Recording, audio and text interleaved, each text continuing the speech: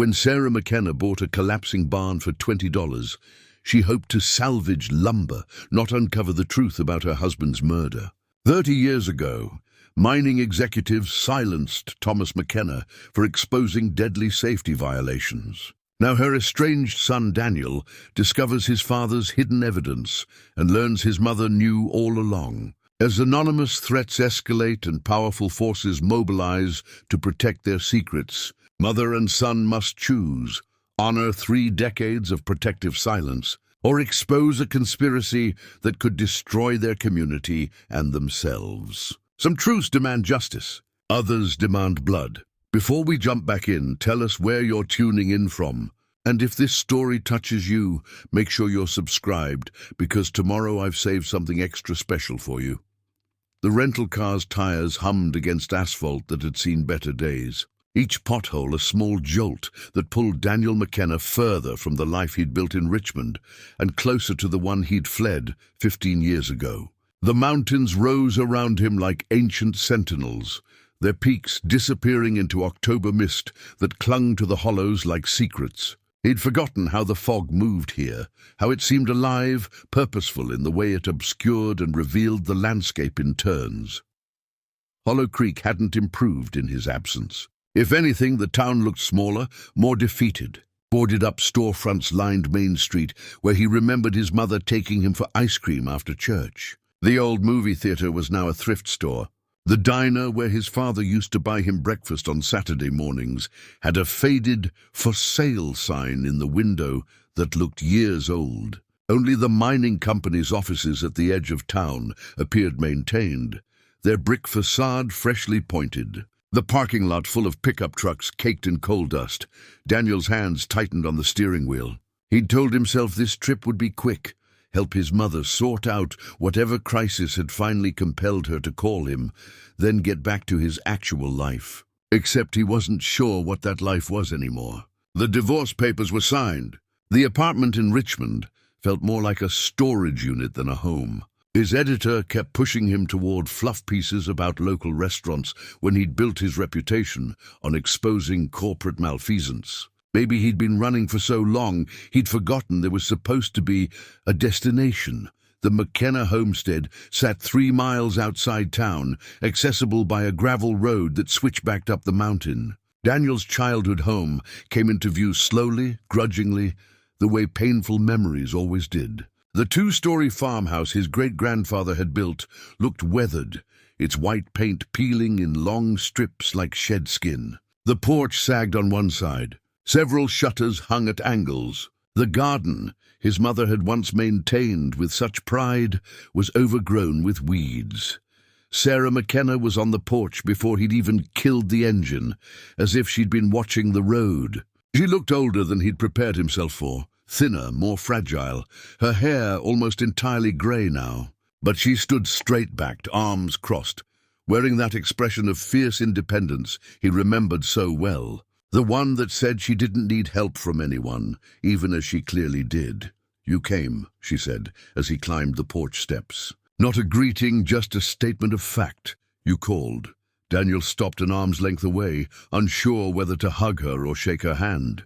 They settled on a brief, awkward embrace that felt more like a formality than genuine affection. "Thought you might be too busy with your important work in the city." The barb landed exactly where she'd aimed it. "I'm here, aren't I?" Sarah's expression softened slightly. "You are. Come inside. I've got coffee on."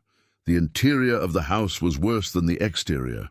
Boxes lined every wall, filled with dishes, linens, photographs, the accumulated possessions of a lifetime being sorted and packed. The furniture looked shabby, the carpet worn through in patches. But it was clean. His mother had always kept things clean, and it still smelled like the herbal sachets she made from plants she grew and dried herself.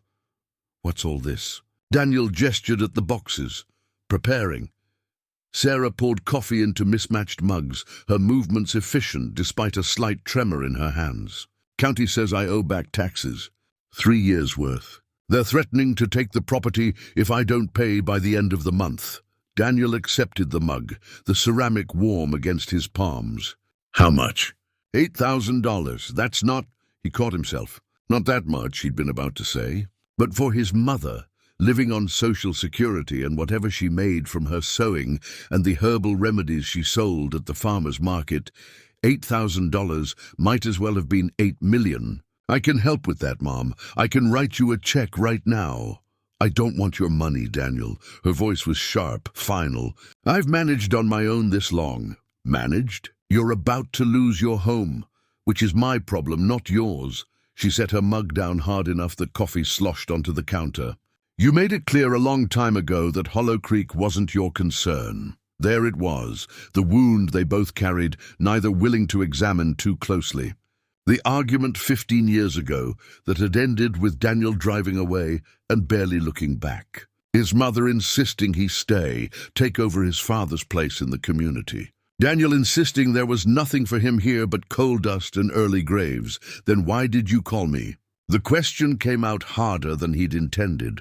Sarah was quiet for a long moment, her fingers tracing the rim of her mug. When she looked up, something in her expression had shifted. A crack in the armor, a glimpse of the fear she worked so hard to hide. There's a county auction tomorrow. Farm equipment, foreclosed properties, that sort of thing. There's a barn going up. Old half-collapsed thing out on the Morrison property. I thought... She paused, seeming to choose her words carefully. I thought I could buy it cheap. Salvage the lumber and materials to make repairs here. Do the work myself. But I need help moving everything once I get it.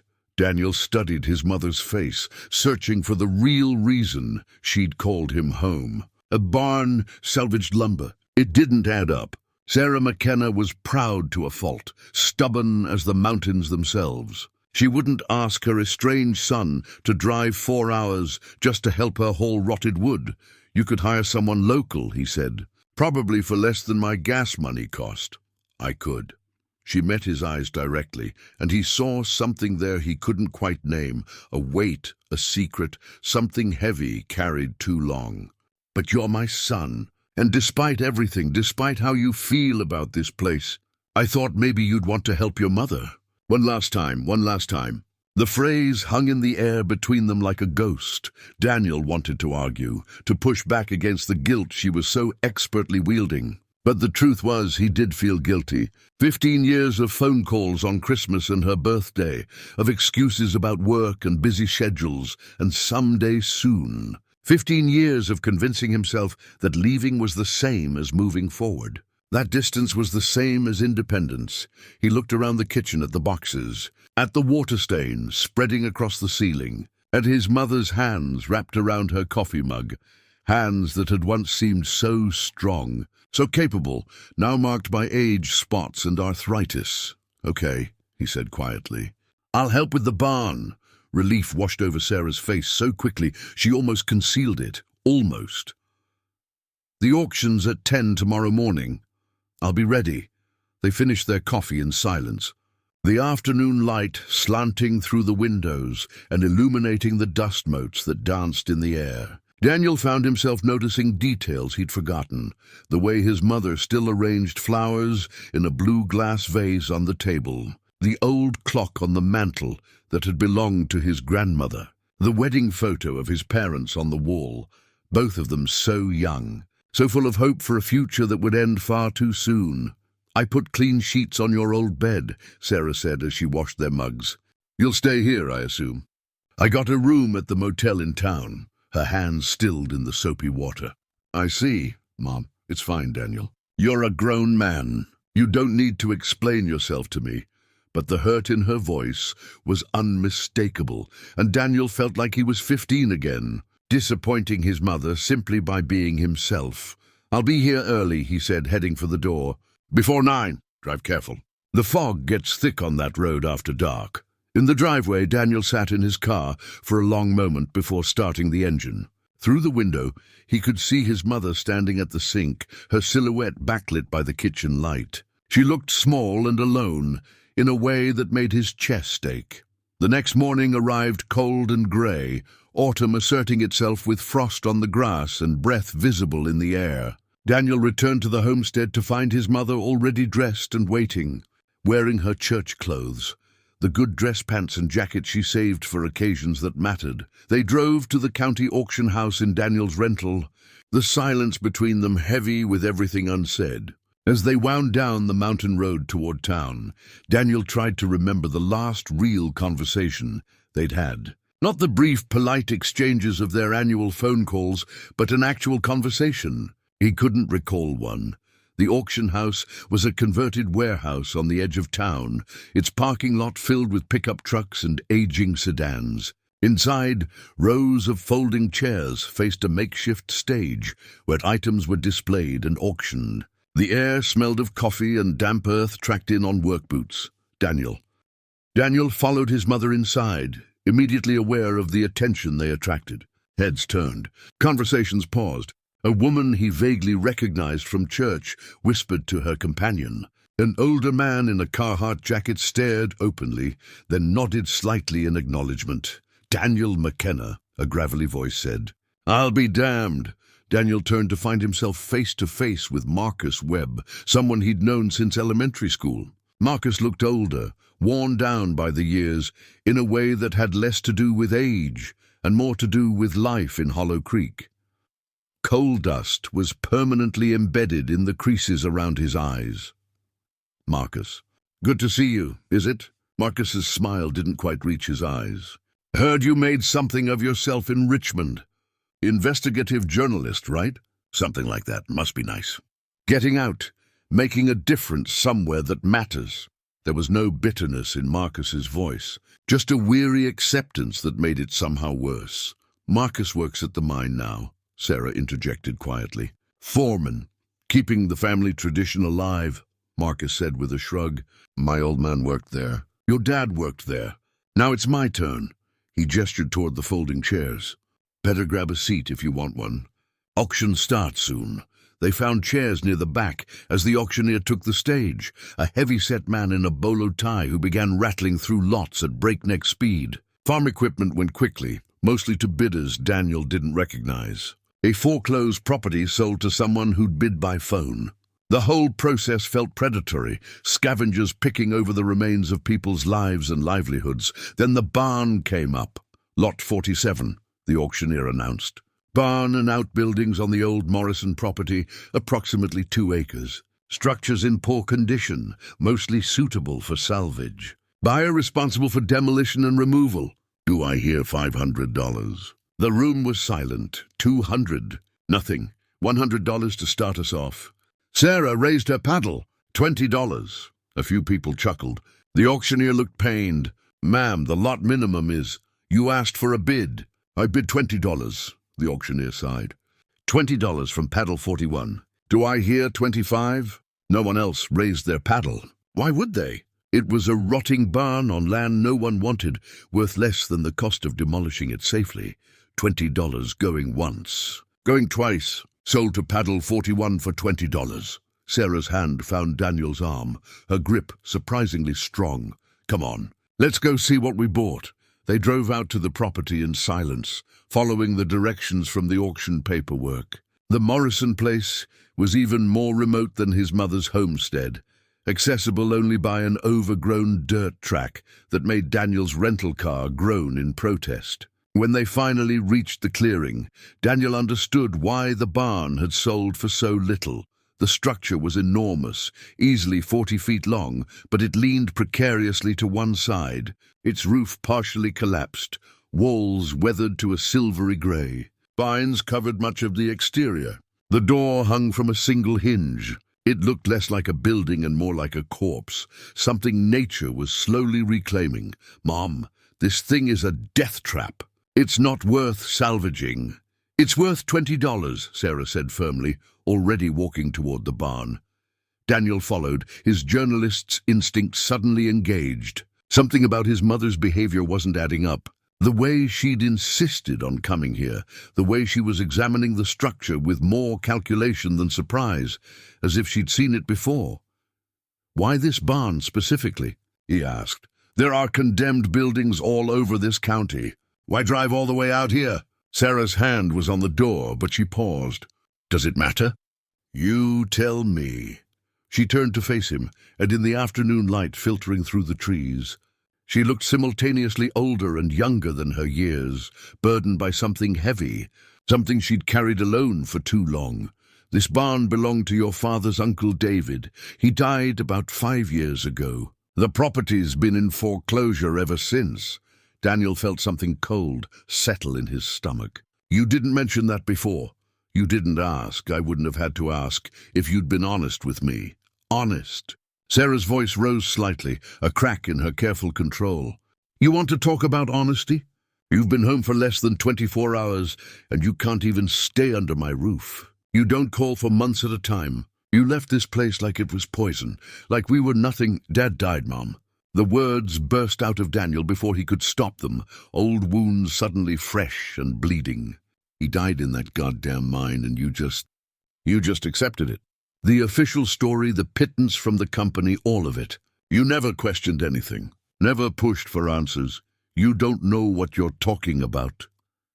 Sarah's voice was deadly quiet now, all the emotion draining from her face. You were 12 years old, Daniel. You don't know anything about what happened or what I did or didn't do. Then tell me. Daniel heard the desperation in his own voice. The child he'd been at 12. Watching his father's coffin being lowered into the ground, still bleeding through. Tell me why we're really here. For a long moment Sarah just looked at him, her expression unreadable. Then she turned back to the barn. Help me get this door open, she said. We've got work to do. The door protested as they forced it, the remaining hinge screaming before finally giving way. Inside, the barn was dim and musty, filled with the detritus of decades, old tools, rotted hay, a tractor that looked like it hadn't run since the 70s. Sunlight streamed through gaps in the roof, illuminating dust motes that danced like spirits in the stale air. Daniel stood in the doorway, looking at the wreckage of the past, and felt something shift inside him. Whatever his mother was hiding, whatever secret she'd carried all these years, it was connected to this place. He could feel it the way he'd learned to feel a story during his years as a journalist, that sixth sense for when something important was buried, waiting to be uncovered. Tomorrow, Sarah said, her voice echoing in the empty space. We'll start tomorrow. I'll bring tools. They drove back to Hollow Creek as the sun began to set, painting the mountains in shades of orange and gold. Neither spoke, but in the silence Daniel made a decision. He was going to find out what his mother was hiding. He was going to find out what really happened to his father, and he was going to uncover whatever secret this $20 barn had kept for 30 years.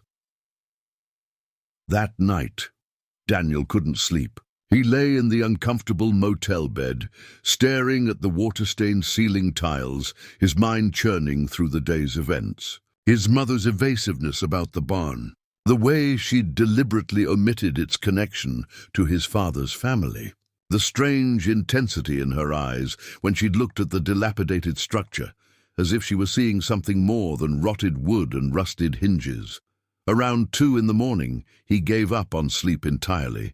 He opened his laptop, the screen's glow harsh in the darkness, and began searching property records for Mingo County, West Virginia.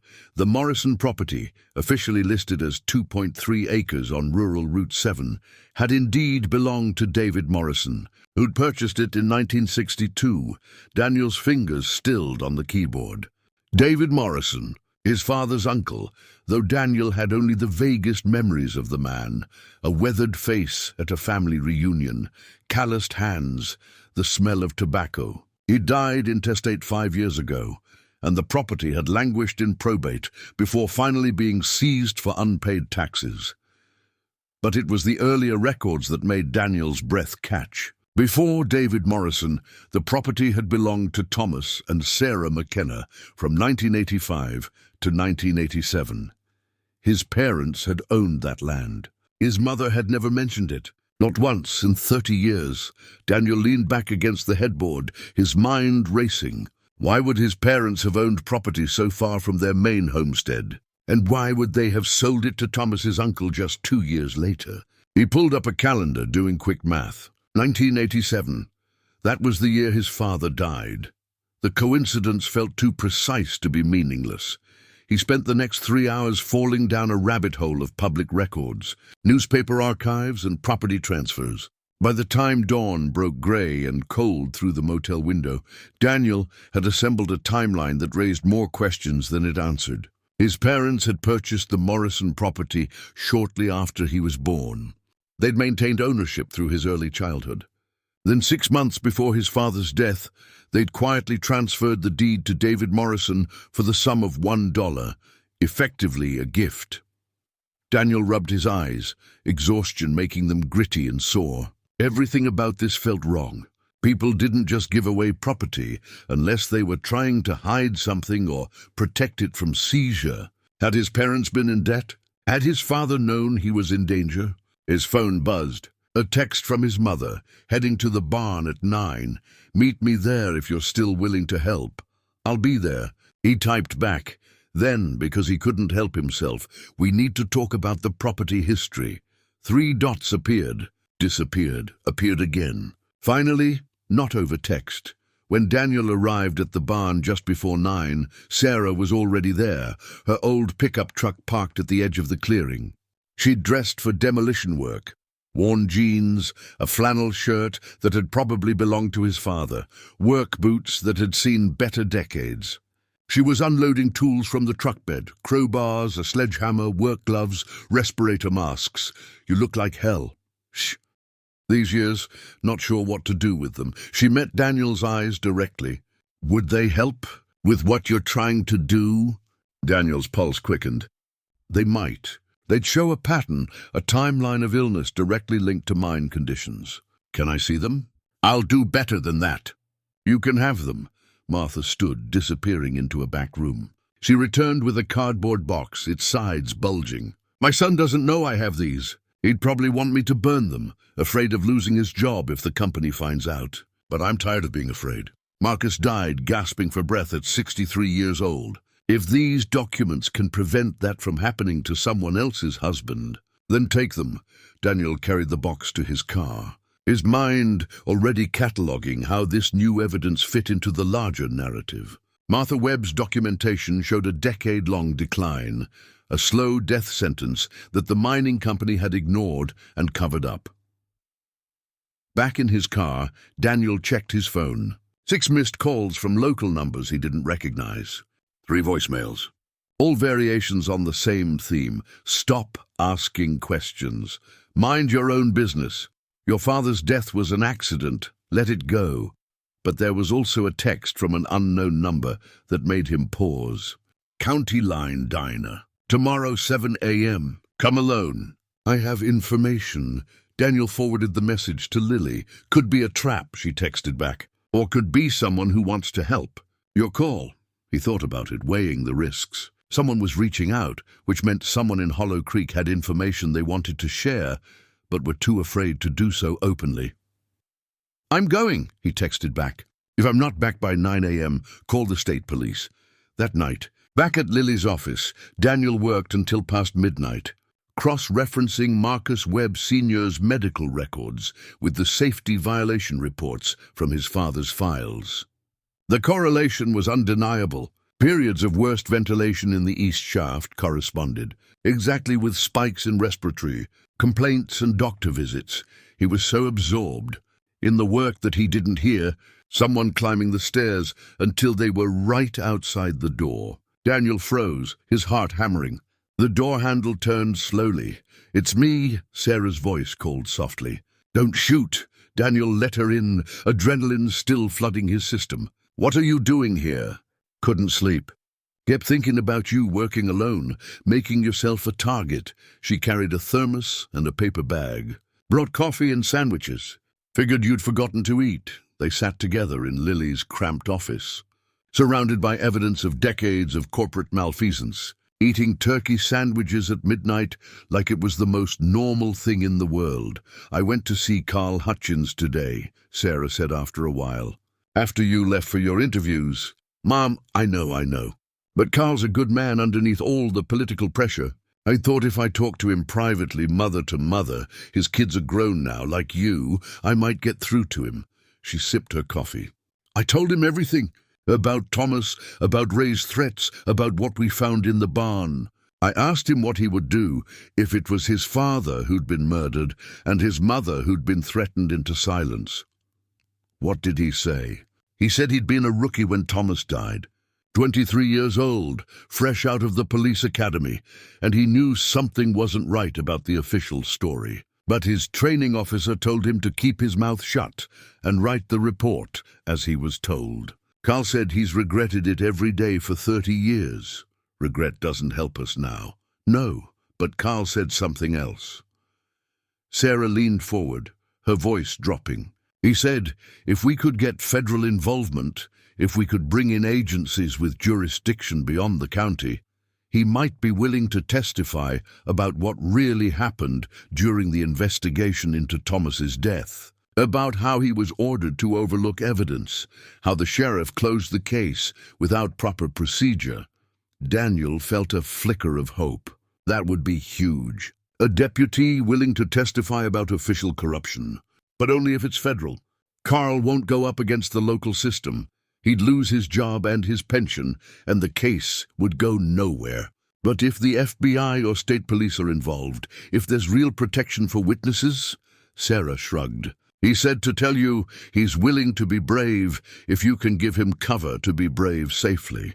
It was a small victory, but a victory nonetheless. Daniel added Carl Hutchins to his growing list of potential witnesses, people who knew pieces of the truth and might be willing to speak if they felt protected. Around 1 in the morning, Daniel's phone buzzed. A text from Deputy Hutchins himself. Your mother came to see me. I've been carrying guilt about your father for 30 years. If you can build a real case, federal level with witness protection, I'll testify. But you need ironclad evidence. Ray Coulter has lawyers and money and friends in every courthouse in the state. Don't move until you're absolutely ready. He's right, Daniel said, showing his mother the message. We get one shot at this. If we go public too early, before we have all the pieces in place, Ray will bury us with lawyers and make us look like conspiracy theorists. So what do we need? Daniel pulled up a document on his laptop, a checklist he'd been compiling. We need federal agency involvement. We need multiple witnesses willing to testify on record. We need documentation that's been verified and authenticated. And we need media coverage from outlets big enough that the story can't be suppressed locally. That's a lot. It is. But we're getting there. Daniel gestured at the boxes of evidence surrounding them. We have Dad's original documentation. We have Martha Webb's medical records. We have Lily's current documentation of ongoing violations. We need to connect all of it into one comprehensive case that shows a decades-long pattern of corporate criminality. Sarah was quiet for a moment, then asked, What about the meeting tomorrow morning? The anonymous tipster? I'm going. But I'll be careful. I'm coming with you. Mom, we're in this together, remember? I'm not letting you walk into a potential trap alone. Her tone left no room for argument. Besides, if someone wants to hurt you, they're less likely to try it with a little old lady present. Bad optics. Despite everything, Daniel smiled. When did you get so tactical? I've had 30 years to think about this, Daniel. 30 years of imagining every possible scenario, every way things could go wrong. I may not be an investigative journalist, but I know Hollow Creek. I know how people here think, how they operate. You need me. She was right. Daniel realized that his mother's knowledge of the community, who could be trusted, who was connected to whom, which families had old grievances against the mining company, was as valuable as any evidence in those boxes. Okay, he said. We go together. They slept a few hours on the air mattress and a borrowed sleeping bag, then woke before dawn to drive to the County Line Diner. The restaurant sat exactly where its name suggested, right on the border between Mingo County and the next county over. Neutral ground where a conversation might go unnoticed. Up next, we have 2 more incredible stories that are waiting for you. Just click the image you want to watch and it will take you there. If you enjoyed this video, make sure to subscribe. It would mean a lot. On the back, in his father's handwriting, the ones responsible. Ray Coulter, Daniel said. He ordered this, Sarah nodded slowly. He came to see me 3 days after the funeral. Told me how sorry he was for my loss, how the company would take care of us. Then just before he left, he said something I've never forgotten. He said, "Thomas was a good man, but sometimes good men make mistakes. I hope you won't make the same mistakes he did." For Daniel's sake. She looked up at Daniel, her eyes red. I was a widow with a 12-year-old son and no savings. What was I supposed to do? Daniel didn't answer. He couldn't. His entire childhood, his entire understanding of his father's death and his mother's behavior afterward, all of it had been built on a lie. Not his mother's lie, but the lie she'd been forced to accept to keep him safe. He looked at the boxes, at the evidence his father had died protecting, and felt something cold and hard crystallize in his chest. "We need to take these," he said. "All of it. We need to document everything and—" "No." Sarah's voice was sharp. "Daniel, no. You don't understand what you're dealing with. Ray Coulter is one of the most powerful men in this county. The mining company employs half of Hollow Creek. If you start digging into this, someone has to." Daniel started carefully repacking the boxes. "Dad died for this. He died trying to protect people, and we just let his murder get swept under the rug. Well, I'm not doing that anymore. I'm a journalist. This is literally what I do. Expose corporate corruption and hold powerful people accountable. And what about me?" Sarah stood, her voice rising. "What about the people in this town who depend on that mine for their livelihoods? You think they'll thank you for destroying the only source of employment for 50 miles? You think Ray Coulter will just let you publish some articles and walk away? So we do nothing. We let Dad's death mean nothing. We survive." Sarah's voice cracked.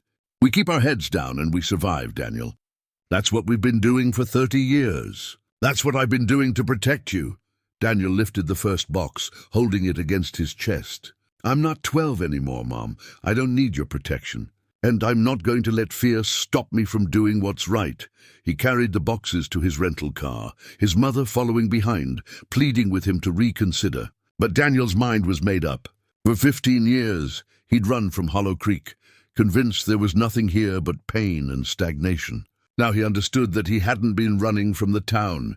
He'd been running from the truth, from the knowledge that his father had been murdered and everyone, including his mother, had just accepted it. Well, he wasn't running anymore. As he secured the last box in the trunk, Daniel noticed a piece of paper fluttering under his windshield wiper. He pulled it out, unfolding it carefully. The message was written in block letters, untraceable. "Some stones are better left unturned."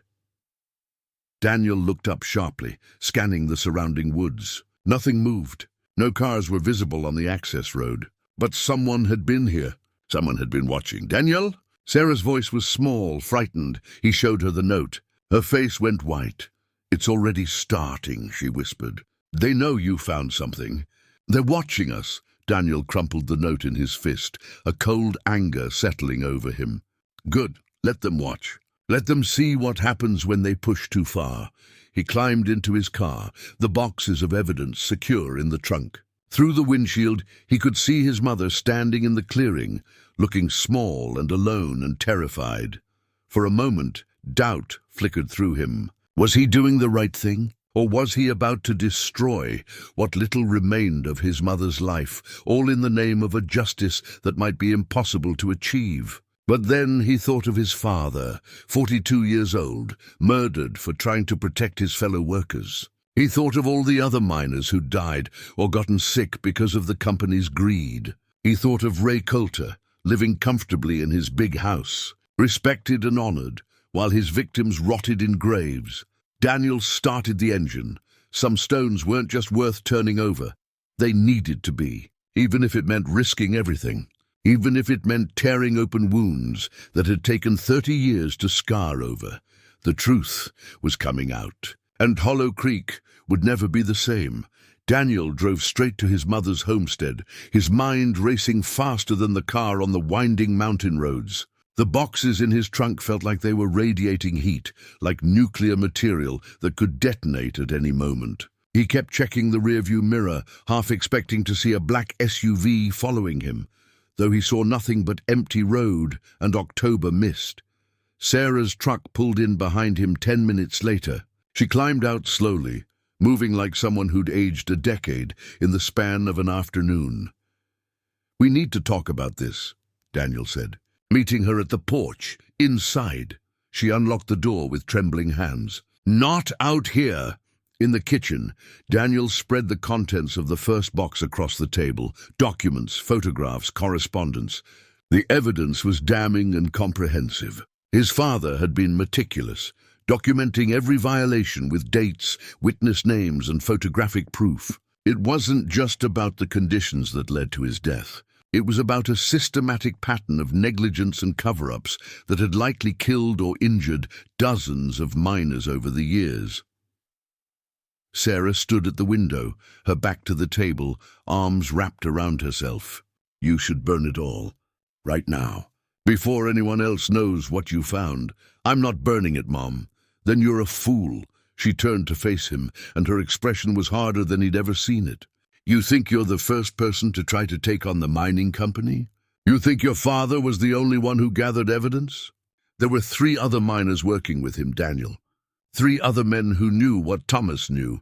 Where are they now?" "Dead, all of them. Within 5 years of your father's death." Sarah's voice was flat, matter-of-fact. "Jim Bradshaw, heart attack at 47. Except Jim ran 5 miles every morning and had just passed a company physical. Pete Morrison, my husband's cousin, car accident on a road he'd driven 1,000 times. And Marcus Webb Sr., black lung, which the company fought paying benefits for until his widow gave up. Marcus Webb." Daniel's mind flashed to the man he'd seen at the auction. The foreman who'd made that comment about family tradition, his son. "Works at the same mine that killed his father." "You see what I mean about this place, Daniel? You see what staying here does to people? It grinds them down until they can't even see the prison they're living in." Daniel stared at the documents spread across the table. His father's careful handwriting on the margins of reports. Notes like, "Check this date and verify with Pete." Thomas McKenna had known he was risking his life. He'd done it anyway. Did Dad know they were going to kill him? Daniel asked quietly. Sarah was silent for a long moment. When she spoke, her voice was barely audible. "The night before he died, he came home late. You were already asleep. He kissed you on the forehead. I watched from the hallway, and then he came to our room. He told me he loved me, that he was sorry for what was coming. I asked him what he meant, and he just—" Her voice broke. "He just held me. And in the morning, he went to work like always. Kissed us both goodbye. Told us he'd see us at dinner. But he knew. I think so." "Yes." Daniel's hands clenched into fists. "And you never told me." 30 years, Mom. 30 years you let me believe it was an accident. You were 12. What was I supposed to tell you? That your father was murdered? That the men who run this town killed him? That they might come after us next if we didn't stay quiet?" Sarah's composure finally cracked, tears streaming down her face. "I was trying to protect you, Daniel. I was trying to give you a chance at a normal life. By lying to me. By making me think Dad just died in some random accident. By keeping you alive." The words came out as a shout, raw and desperate. "You think I wanted to lie? You think I enjoyed carrying this secret? Seeing Ray Coulter at church every Sunday, smiling at him like nothing was wrong? I did what I had to do to keep my son safe. And if that makes me a coward, then fine. I'm a coward. But you're standing here alive and whole. And your father isn't. So maybe my cowardice served some purpose." Daniel felt his anger deflate, replaced by something more complicated. Grief, understanding, and a bone-deep weariness. He moved around the table and pulled his mother into his arms. She resisted for a moment, then collapsed against him, sobbing into his shoulder. "I'm sorry," he whispered. "I'm sorry you had to carry this alone." They stood like that for a long time, the kitchen growing dark around them as the sun set behind the mountains. When Sarah finally pulled away, her eyes were red, but her jaw was set with determination. "So what do we do now?" she asked. Daniel looked at the evidence covering the table. Now I do what I do best. I investigate. I document everything. I find out who else might be willing to talk. And I expose what really happened. And if they come after you the way they came after your father, then at least I'll know I tried. At least Dad's death will mean something. Sarah closed her eyes, a war playing out across her features. When she opened them again, there was a resigned acceptance there. If you're going to do this, you need to be smart about it. Ray Coulter isn't just rich and powerful, he's careful. He spent 30 years building himself up as Hollow Creek's great benefactor. The library renovation? Ray Coulter. The new playground at the elementary school? Ray Coulter. He donates to the church, sponsors the Little League teams, sits on every important board in the county, making himself untouchable, making himself beloved. If you go after him, half this town will think you're attacking their savior. Sarah moved to the stove, putting on a pot of coffee with the automatic motions of ritual. But there might be people willing to help. People who remember your father, who know the truth even if they've been too afraid to say it. Like who? Carl Hutchins, for one. He was just a rookie deputy when Thomas died. But I remember him coming around afterward, asking questions the sheriff didn't want answered. His boss shut him down hard. Carl's number 2 at the department now, but he always seemed troubled by how things went. Daniel pulled out his phone, making notes. Who else? Pastor Stone. I told him everything years ago.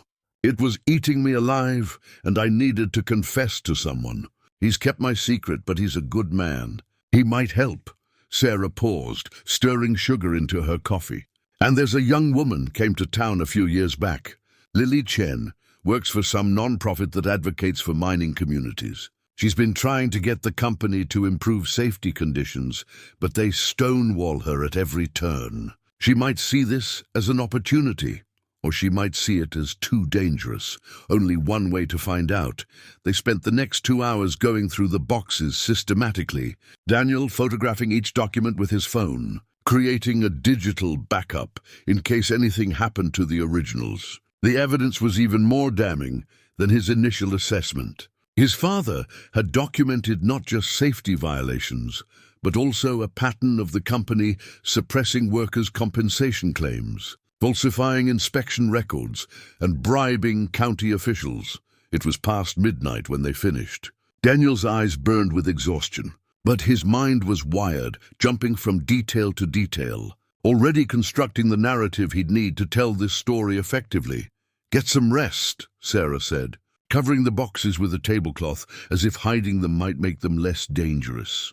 You can stay in your old room tonight. No arguments. Daniel was too tired to protest. He climbed the stairs to his childhood bedroom, which his mother had kept mostly unchanged. The same posters on the walls, the same quilt on the bed, the same bookshelf filled with young adult novels and baseball trophies. It was like stepping into a time capsule, a museum of the boy he'd been before loss and anger had reshaped him. He lay in bed, staring at the glow-in-the-dark stars he'd stuck to the ceiling when he was 10. His father had helped him, standing on a ladder while Daniel handed up the stars, both of them laughing when they couldn't get the constellations quite right. His phone buzzed. A text from an unknown number. Stop asking questions. This is your only warning. Daniel's heart rate spiked. He screenshot the message, then checked that his door was locked. Through the thin walls he could hear his mother moving around in her room, probably unable to sleep just like him. Another text, different number. Your mother has lived in peace for 30 years. Don't take that from her. Then a third. Accidents happen, especially to people who don't listen. Daniel forced himself to breathe slowly, fighting the spike of fear. They were trying to scare him off, which meant they were scared, which meant the evidence was as dangerous as he'd suspected. He forwarded the screenshots to his editor in Richmond with a message. If anything happens to me, these texts and the story I'm about to tell you need to see the light of day. Then he set his phone on the nightstand and tried to sleep, knowing it would be futile. The next morning arrived cold and grey, frost coating the grass and the mountains shrouded in fog. Daniel found his mother already in the kitchen, dark circles under her eyes, suggesting she'd slept as poorly as he had. Coffee, she said, pushing a mug toward him. I got threats last night. Text messages. Sarah's hand tightened on her own mug. From who? Unknown numbers. 3 different ones. Daniel showed her the screenshots. They know we found something. They're watching. Then maybe— No, Daniel cut her off. We're not backing down. If anything, this proves we're onto something real. Sarah stared into her coffee for a long moment. Your father used to say that too, that the harder they push back, the more important the truth must be. She looked up, and Daniel saw something in her expression that took him a moment to recognize: pride. You're like him, you know. Stubborn as hell and twice as principled. Is that a compliment? It's an observation. Whether it's a compliment depends on whether you survive it. They ate breakfast in relative silence, both of them jumping at every sound. A car on the road, a branch scraping the window, the house settling. Daniel had the uncomfortable realization that fear was going to be a constant companion now. Once you pulled on this thread, there was no way to pretend you hadn't seen the whole tapestry unravel. Around 9, Daniel's phone rang. A local number he didn't recognize. He answered cautiously. Is this Daniel McKenna? A woman's voice, young, with a slight accent he couldn't quite place. Who's asking? My name is Lily Chen. Your mother suggested I might want to talk to you about the mining company. Daniel shot a look at Sarah, who shrugged. I called her this morning. Figured if we're doing this, we might as well have help. I'd like to meet, Lily said. But not in public. Can you come to my office? It's on Maple Street above the hardware store. The non-profit has a small space there. When? Now would be good. I've been waiting years for someone to finally have the evidence to take these bastards down. Daniel agreed and ended the call. 20 minutes later, he was parking on Maple Street, the boxes of evidence locked in his trunk. The hardware store was one of the few businesses that still appeared to be thriving, its windows full of tools and lumber. A narrow stairway beside it led to a second-floor door marked Appalachian Mining Advocacy Project. Lily Chen was younger than he'd expected, probably mid-30s, with short black hair and glasses that kept sliding down her nose. Her office was cramped and cluttered with filing cabinets, maps of the region plastered with colored pins, and stacks of medical reports. Daniel McKenna, she said, shaking his hand firmly. I've been following your work in Richmond. That series you did on pharmaceutical companies dumping waste in rural areas was brilliant. Thanks. My mother says you've been fighting the mining company. Fighting is a generous word. Mostly I've been documenting their violations and filing complaints that go nowhere. Lily gestured to one of the maps. Black lung cases, environmental contamination, suspicious deaths. The pattern is clear, but without hard evidence linking it to deliberate negligence, I can't make anything stick. The company just pays the fines and continues operating. What if I told you I had that evidence? Lily's expression sharpened. What kind of evidence? Daniel pulled out his phone, showing her some of the photographs he'd taken. Safety violation reports, falsified maintenance records, correspondence between miners planning to report the company, and documentation that my father's death 30 years ago wasn't an accident. It was murder to keep him quiet. Lily went very still, her eyes scanning the phone screen. When she looked up, her expression was a mixture of excitement and fear. Jesus Christ, this is exactly what I've needed. But Daniel, if this is real, if you can prove corporate murder, they'll come after me. They already are. He showed her the threatening texts. Then we need to be strategic. We can't just publish this and hope for the best. We need to coordinate with law enforcement, get the evidence to federal regulators. Build a case that's ironclad before they have a chance to destroy it or discredit you. I was thinking the same thing. Good. Lily pulled out a legal pad and started making notes. First, we need to make copies of everything. Multiple copies, stored in different locations. Then we need to find people willing to testify. Miners who've been affected, families of the dead, anyone with first-hand knowledge. And we need to approach this carefully, because the moment Ray Coulter realizes what we're doing, he'll use every resource at his disposal to stop us. Then we need to be strategic. We can't just publish this and hope for the best. We need to coordinate with law enforcement, get the evidence to federal regulators, build a case that's ironclad before they have a chance to destroy it or discredit you. I was thinking the same thing. Good.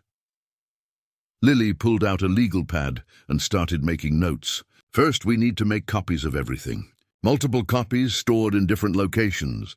Then we need to find people willing to testify, minors who've been affected, families of the dead, anyone with first-hand knowledge. And we need to approach this carefully, because the moment Ray Coulter realizes what we're doing, he'll use every resource at his disposal to stop us.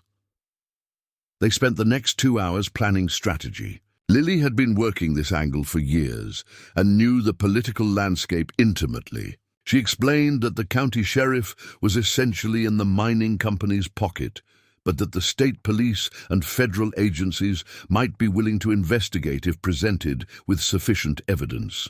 She also suggested reaching out to journalists at larger newspapers, her connections.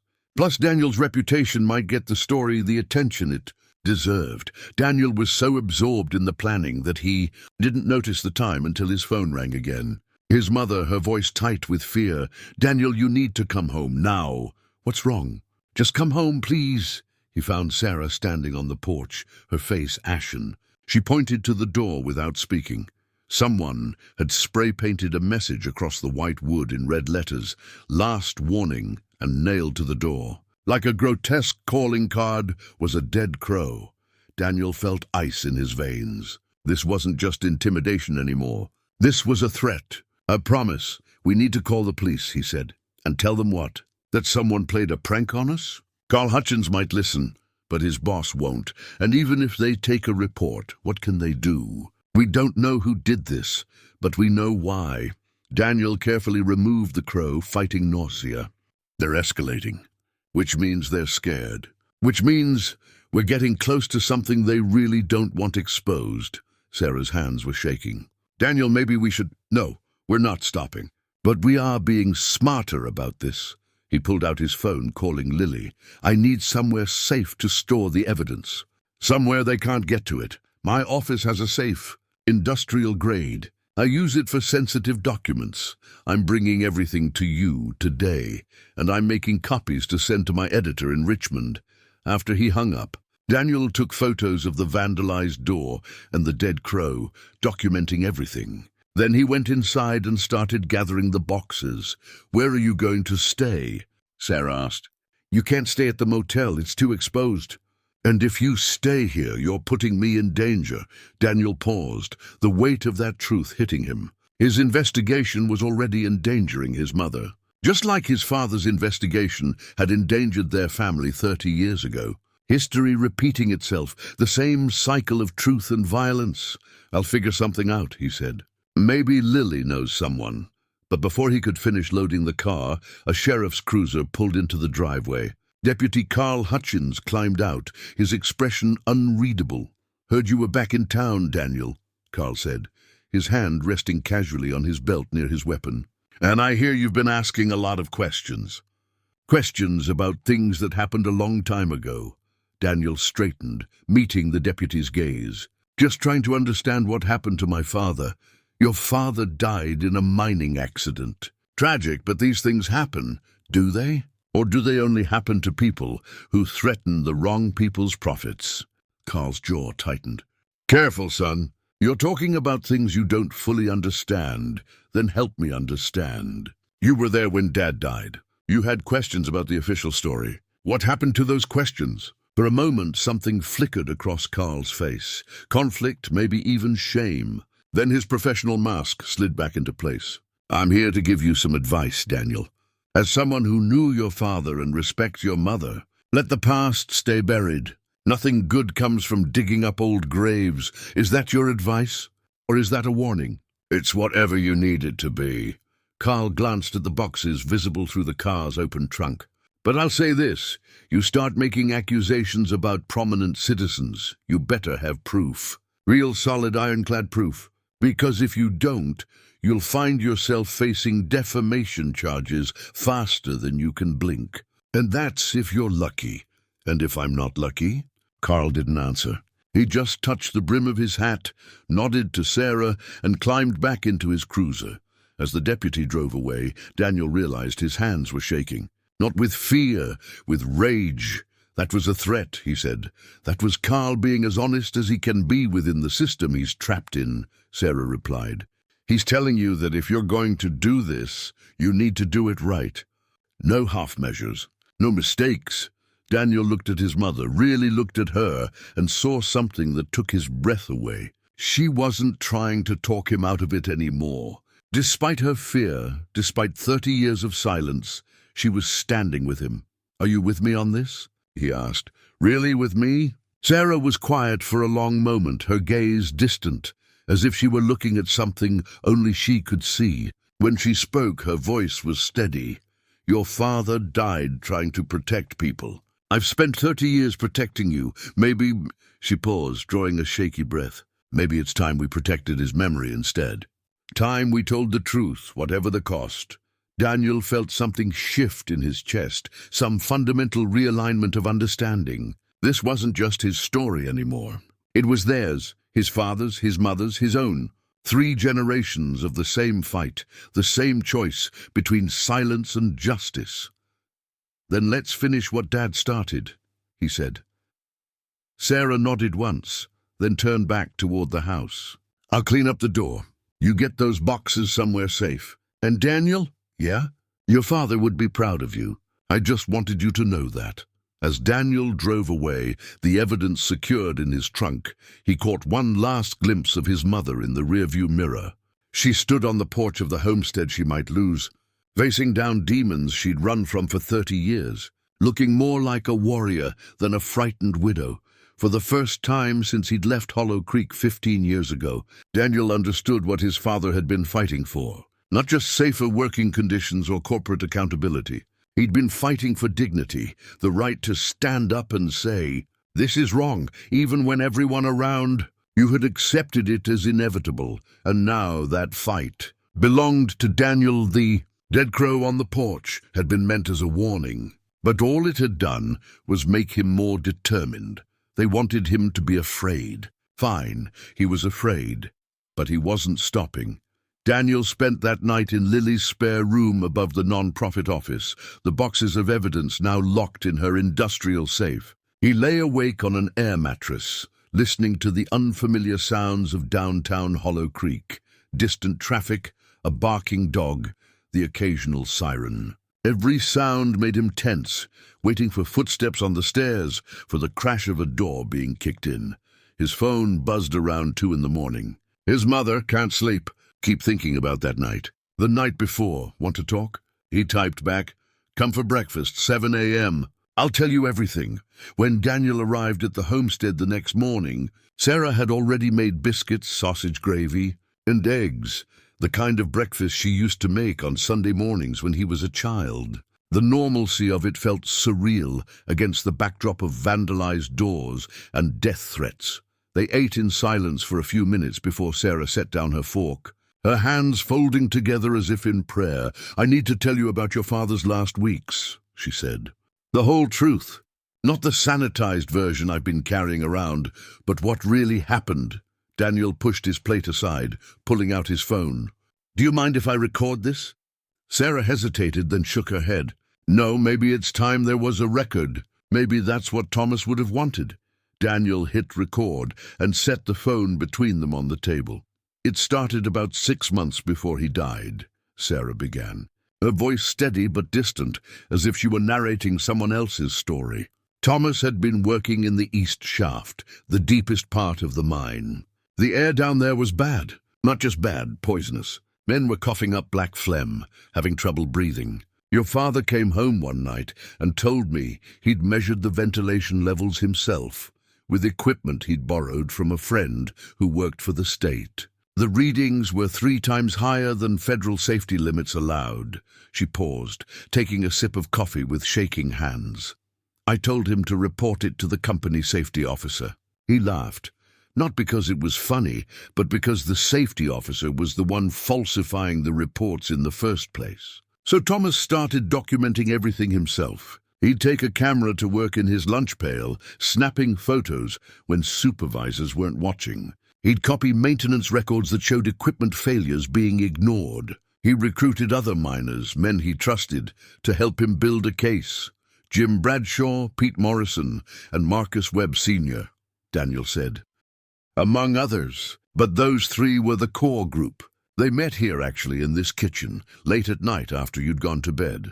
I'd make coffee and listen to them plan how they were going to report everything to MSHA, how they were going to force the company to fix the problems before more men died.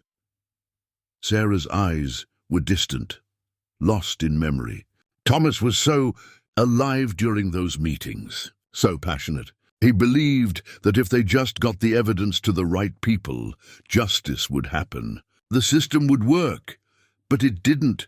No, because the system was designed to protect the company, not the workers. Sarah stood moving to the window, her back to Daniel. About 2 months before Thomas died, Ray Coulter called him into his office. This was unusual. Thomas was just a miner and Ray was management. But Ray had heard rumors that someone was documenting safety violations. He didn't know for sure it was Thomas, but he suspected. So he made Thomas an offer. What kind of offer? A promotion. Assistant foreman. Better pay, better hours, a desk job instead of working the shafts. All Thomas had to do was stop asking questions and convince his friends to do the same. Sarah's reflection in the window showed tears streaming down her face. Thomas came home that night and told me about it. He was furious, not because of the bribe, but because Ray thought he could be bought. He said, "Sarah, he's trying to buy my conscience. He thinks I'd trade other men's lives for a few extra dollars an hour." So Dad turned him down. He did worse than that. He told Ray that if the company didn't fix the violations within 30 days, he was taking everything to federal regulators. Sarah turned back to face Daniel, her expression haunted. That was his mistake. He should have just quietly gathered the evidence and reported it. But Thomas believed in giving people chances, even people who didn't deserve them. He thought if he threatened to go public, Ray would be forced to fix the problems. Instead, Ray decided to fix Dad. Sarah nodded, fresh tears spilling over. For the next month, things got worse. Thomas started noticing he was being followed. His locker at work was broken into, nothing stolen but everything disturbed, like someone had been searching for something.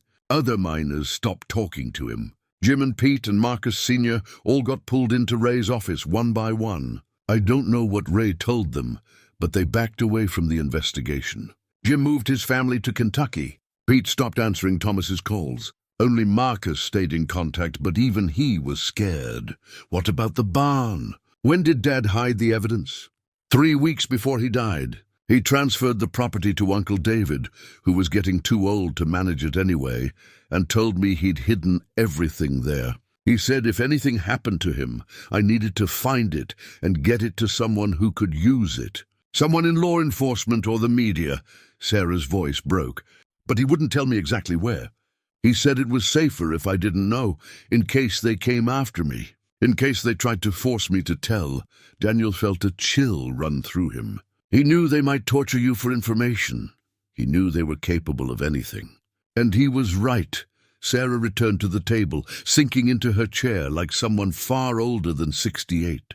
The last week he barely slept. He'd lie awake at night, and I'd feel him watching me and you, like he was trying to memorize us. On that last morning, the morning he died, he woke up before dawn. I heard him go into your room. When I looked, he was sitting on the edge of your bed, just watching you sleep.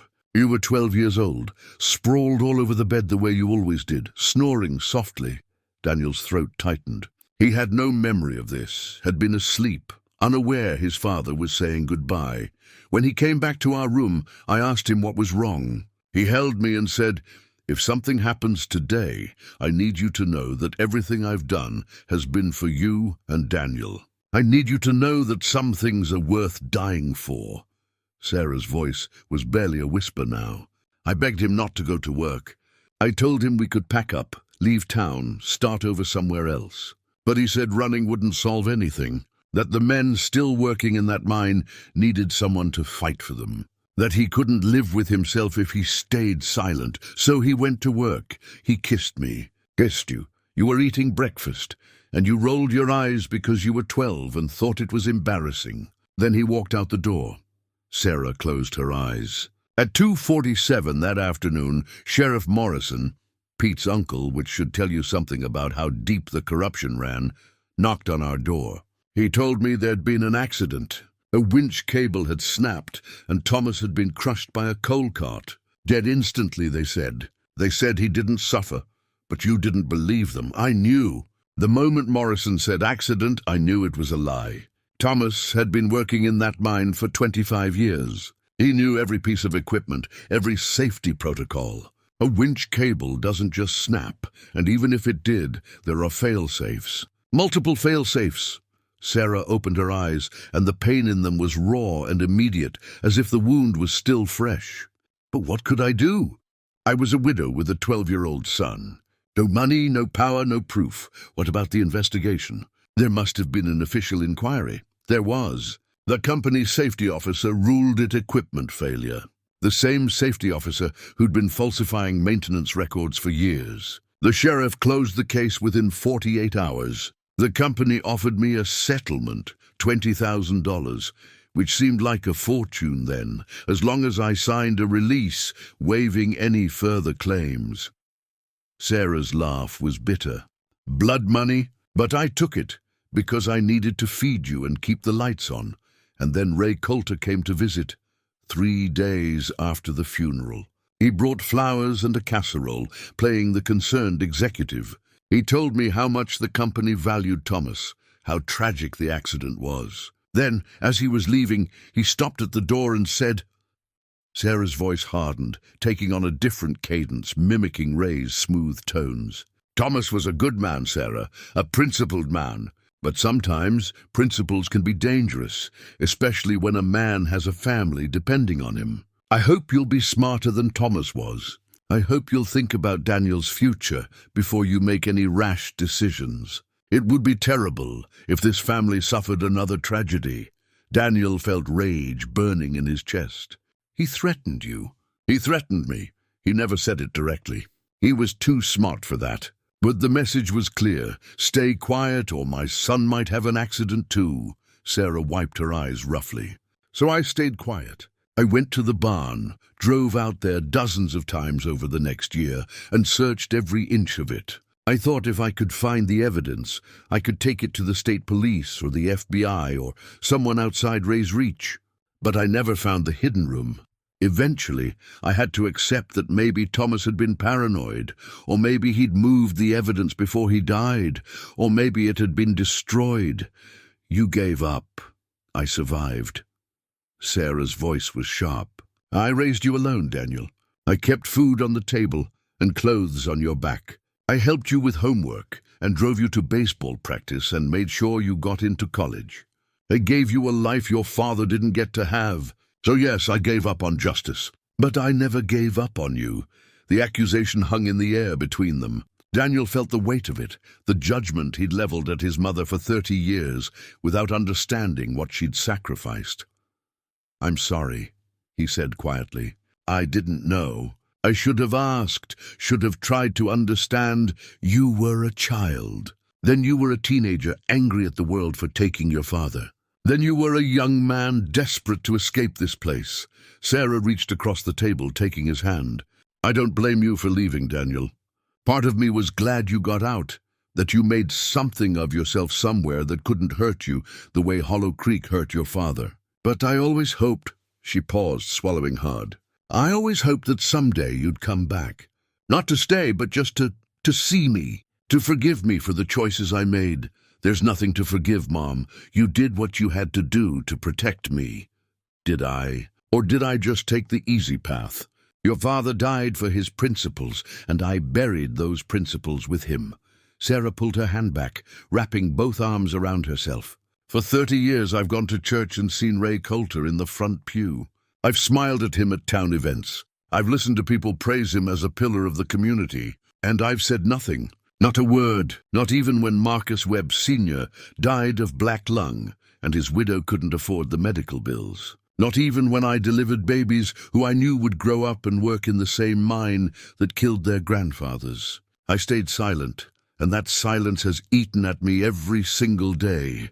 You were protecting me, was I? Or was I protecting myself from having to be brave the way Thomas was brave?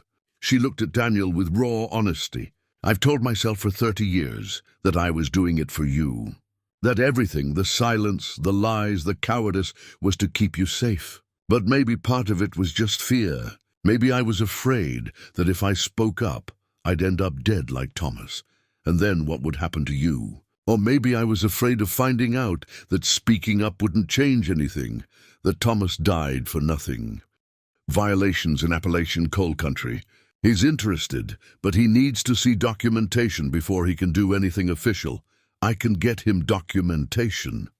Good, because Daniel, if we can get federal agencies involved, EPA, MSHA, maybe even the FBI, if we can prove your father's death was murder, this becomes bigger than just Ray Coulter or the mining company. This becomes a federal case with real teeth. After they hung up, Daniel turned to his mother. I need to start interviewing people. The widows Lily mentioned, former miners. Anyone who might corroborate what's in these documents. Be careful who you trust, Sarah warned. This town is small. Word spreads fast. The more people you talk to, the more Ray will know about what you're doing.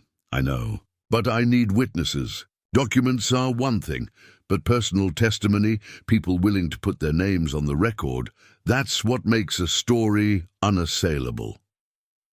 That evening, Daniel drove to a small house on the outskirts of town to meet with Betty Bradshaw, widow of Jim Bradshaw, one of the miners who'd worked with Thomas. Betty was in her 70s now, frail but sharp-eyed, and she greeted Daniel with the wariness of someone who'd learned not to trust easily. Your daddy was a good man, she said once they'd settled in her living room. Jim thought the world of him. Used to come home from those meetings you all had, all fired up about finally making things right. What happened? Why did your husband back away from the investigation? Betty's expression hardened. Ray Coulter happened. He called Jim into his office, told him they were considering Jim for early retirement with full benefits. Said it would be a shame if Jim did something foolish that might jeopardize his pension. She twisted her hands in her lap. We had 2 kids in college. Jim was 50 years old with bad knees and a cough that wouldn't quit. What choice did he have? So he took the deal. He moved us to Kentucky within a month. Got a job at a warehouse, making half what he'd made at the mine, but at least it was safe. Then 2 years later, he dropped dead of a heart attack. 52 years old. Betty's voice was bitter. The doctor said it was genetic, bad cholesterol, whatever. But I know better. It was the stress, the guilt. Jim knew he'd abandoned Thomas when it mattered, and it ate at him every day until his heart just gave out. Daniel took notes, his journalist's instincts warring with his personal grief. Would you be willing to testify about what Ray Coulter told your husband? About the threats? Testify to who? The county sheriff who's in Ray's pocket? The state police who've never given a damn about what happens in places like Hollow Creek? Betty shook her head. I'm sorry, Daniel. I understand why you're doing this, and God knows your father deserves justice. But I'm an old woman living on Social Security. I can't afford to make enemies. Daniel left her house with a heavy heart. The pattern was becoming clear. Ray Coulter hadn't just murdered Thomas McKenna. He'd systematically destroyed anyone who might corroborate Thomas's evidence, using a combination of bribes, threats, and strategic relocations to scatter the witnesses. His next interview was with Martha Webb, widow of Marcus Webb Sr., the Marcus who died of black lung. She lived in a trailer park at the edge of town, and Daniel could hear children playing inside when she answered the door. My grandkids, Martha explained, leading him to a small kitchen table. Their daddy, my son Marcus, works at the same mine that killed his father. Can you imagine watching your son go off to work every day in the place that put your husband in an early grave? Why does he stay? Where else is he going to work? He's got 3 kids, a mortgage, no college education. The mine pays decent, and Marcus is a foreman now. It's good money by Hollow Creek standards. Martha's laugh was bitter. That's how they keep people trapped, you know. They make the money just good enough that you can't afford to leave, but not good enough to ever really get ahead. Tell me about your husband, about his work with my father. Martha's expression softened with memory. Marcus believed in what Thomas was doing. He'd seen too many friends get sick, too many good men destroyed by that mine. But after Thomas died, she paused, choosing her words carefully. Ray Coulter made it clear that anyone who kept asking questions would end up the same way. Not in words, Ray's too smart for that. But the message was clear enough. So your husband stayed quiet. He tried to. But Marcus couldn't let it go entirely. He started documenting his own health problems, keeping records of doctor visits, test results, anything that might prove the mine was making him sick. He told me he was saving it all for someday when it would be safe to speak up, someday when someone with power would listen. Did he? Save records? Martha nodded slowly. After he died, I found boxes of medical documents, journal entries, even audio recordings he'd made of himself coughing, describing his symptoms. I've kept them all these years, not sure what to do with them. She met Daniel's eyes directly. Would they help? With what you're trying to do? Daniel's pulse quickened. They'd show a pattern, a timeline of illness directly linked to mine conditions. Can I see them? I'll do better than that. You can have them. Martha stood, disappearing into a back room. She returned with a cardboard box, its sides bulging. My son doesn't know I have these. He'd probably want me to burn them, afraid of losing his job if the company finds out. But I'm tired of being afraid. Marcus died gasping for breath at 63 years old. If these documents can prevent that from happening to someone else's husband, then take them. Daniel carried the box to his car, his mind already cataloguing how this new evidence fit into the larger narrative. Martha Webb's documentation showed a decade-long decline, a slow death sentence that the mining company had ignored and covered up. Back in his car, Daniel checked his phone. 6 missed calls from local numbers he didn't recognize. 3 voicemails, all variations on the same theme. Stop asking questions. Mind your own business. Your father's death was an accident. Let it go. But there was also a text from an unknown number that made him pause. County Line Diner. Tomorrow 7 a.m. Come alone? I have information. Daniel forwarded the message to Lily. Could be a trap, she texted back. Or could be someone who wants to help. Your call. He thought about it, weighing the risks. Someone was reaching out, which meant someone in Hollow Creek had information they wanted to share, but were too afraid to do so openly. I'm going, he texted back. If I'm not back by 9 a.m., call the state police. That night, back at Lily's office, Daniel worked until past midnight, cross-referencing Marcus Webb Sr.'s medical records with the safety violation reports from his father's files. The correlation was undeniable. Periods of worst ventilation in the east shaft corresponded exactly with spikes in respiratory. Complaints and doctor visits. He was so absorbed in the work that he didn't hear someone climbing the stairs until they were right outside the door. Daniel froze, his heart hammering. The door handle turned slowly. It's me, Sarah's voice called softly. Don't shoot. Daniel let her in, adrenaline still flooding his system. What are you doing here? Couldn't sleep. Kept thinking about you working alone, making yourself a target. She carried a thermos and a paper bag. Brought coffee and sandwiches. Figured you'd forgotten to eat. They sat together in Lily's cramped office, surrounded by evidence of decades of corporate malfeasance, eating turkey sandwiches at midnight like it was the most normal thing in the world. I went to see Carl Hutchins today, Sarah said after a while. After you left for your interviews. Mom, I know. But Carl's a good man, underneath all the political pressure. I thought if I talked to him privately, mother to mother, his kids are grown now like you, I might get through to him. She sipped her coffee. I told him everything, about Thomas, about Ray's threats, about what we found in the barn. I asked him what he would do if it was his father who'd been murdered and his mother who'd been threatened into silence. What did he say? He said he'd been a rookie when Thomas died, 23 years old, fresh out of the police academy, and he knew something wasn't right about the official story. But his training officer told him to keep his mouth shut and write the report as he was told. Carl said he's regretted it every day for 30 years. Regret doesn't help us now, no, But Carl said something else. Sarah leaned forward, her voice dropping.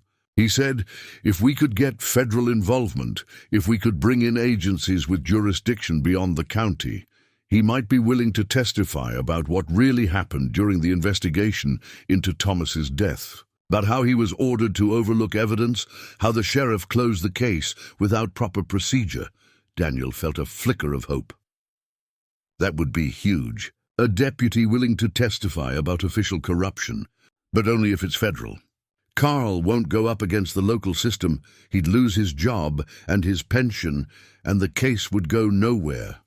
But if the FBI or state police are involved, if there's real protection for witnesses, Sarah shrugged. He said to tell you he's willing to be brave if you can give him cover to be brave safely. It was a small victory, but a victory nonetheless. Daniel added Carl Hutchins to his growing list of potential witnesses, people who knew pieces of the truth and might be willing to speak if they felt protected.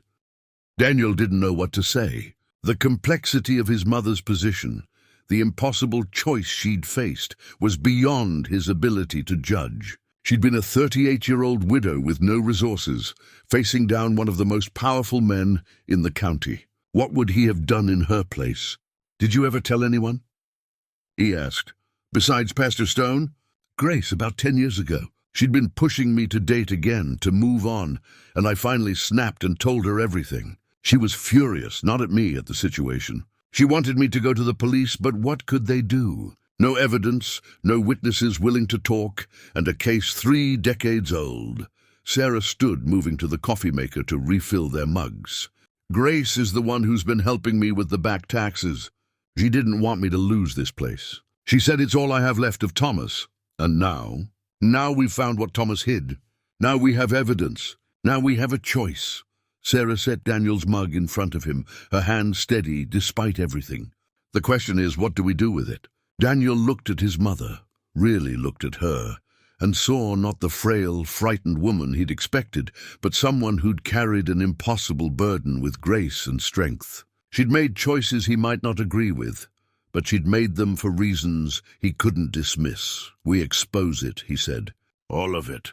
Dad's murder, the safety violations, Ray Coulter's threats. We tell the truth, and we let the consequences fall where they may, even if it destroys this town, even if the mine shuts down and half of Hollow Creek loses their jobs. Even then, because the alternative is letting Dad's death mean nothing. Letting Ray Coulter live out his days as a respected philanthropist while my father rots in the ground. Letting the same conditions that killed Dad continue to kill other people's fathers. Daniel leaned forward. Mom, I know you're scared.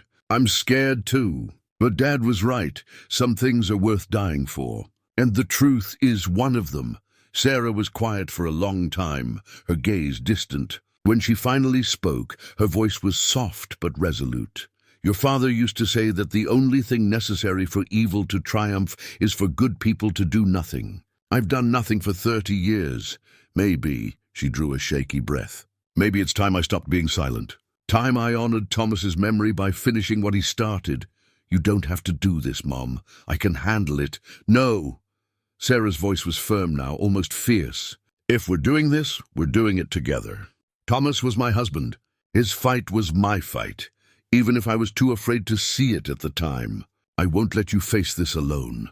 Daniel felt something shift in his chest, grief and pride and fear all tangled together. His mother, who'd spent 30 years in silence, was choosing to speak, choosing justice over safety, truth over peace. Okay, he said. Together then. Sarah nodded once, then stood and moved to the drawer where she kept important papers. She pulled out a worn envelope and handed it to Daniel. What's this? Letters. From your father, written in the weeks before he died. I've kept them all these years but never showed them to you. I thought they'd hurt too much, would make you angry at him for taking the risks he took. She sat back down. But you should read them. You should know who your father really was. Daniel opened the envelope with trembling hands. Inside were 6 letters, all in his father's handwriting, addressed to him. The first was dated 3 weeks before Thomas died. Dear Daniel, you're 12 years old now, almost a man. though you probably don't see it that way yet. I'm writing this because there are things I need you to know. Things I might not get a chance to say in person. I'm working on something important, something that might change things for the miners in Hollow Creek. It's dangerous work. And there are people who don't want me to succeed. But I have to try, son. I have to try, because if I don't, more men will die the way so many have already died. Slowly, painfully, their lungs filling with coal dust while the company counts its profits. Your mother thinks I'm being reckless. Maybe I am. But I keep thinking about the world I'm leaving for you. Do I want you to grow up in a place where powerful people can hurt others without consequence? Where good men stay silent because speaking up is dangerous? I don't. I want you to grow up knowing that your father stood for something. That when he saw injustice, he fought it. If you're reading this, something probably happened to me. I'm sorry for that, son. I'm sorry I won't be there to teach you to drive or help you with your homework or walk you down the aisle someday. But I'm not sorry for the choice I made. Some things matter more than safety. Truth matters. Justice matters. Standing up for people who can't stand up for themselves. That matters. I hope you'll understand that someday.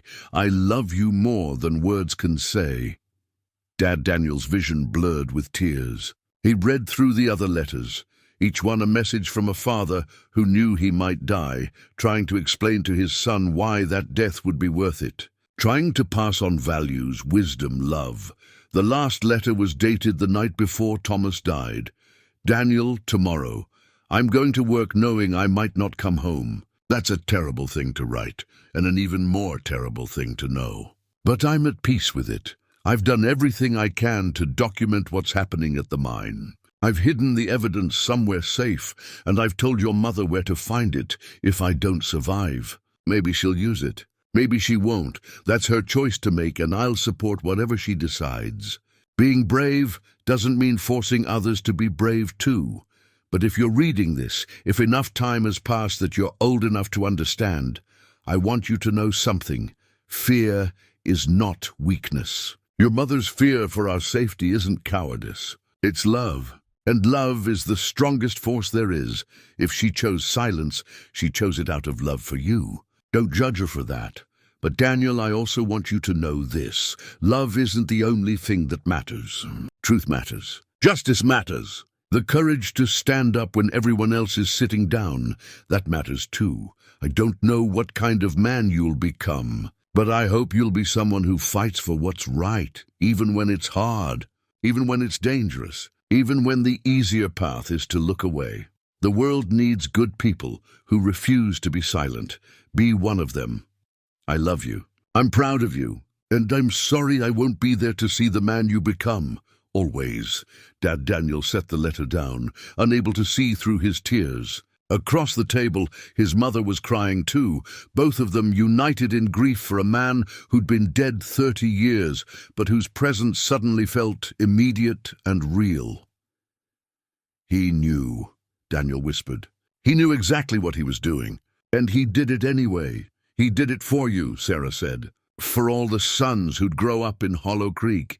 He wanted to make the world safer for them, even if it cost him everything.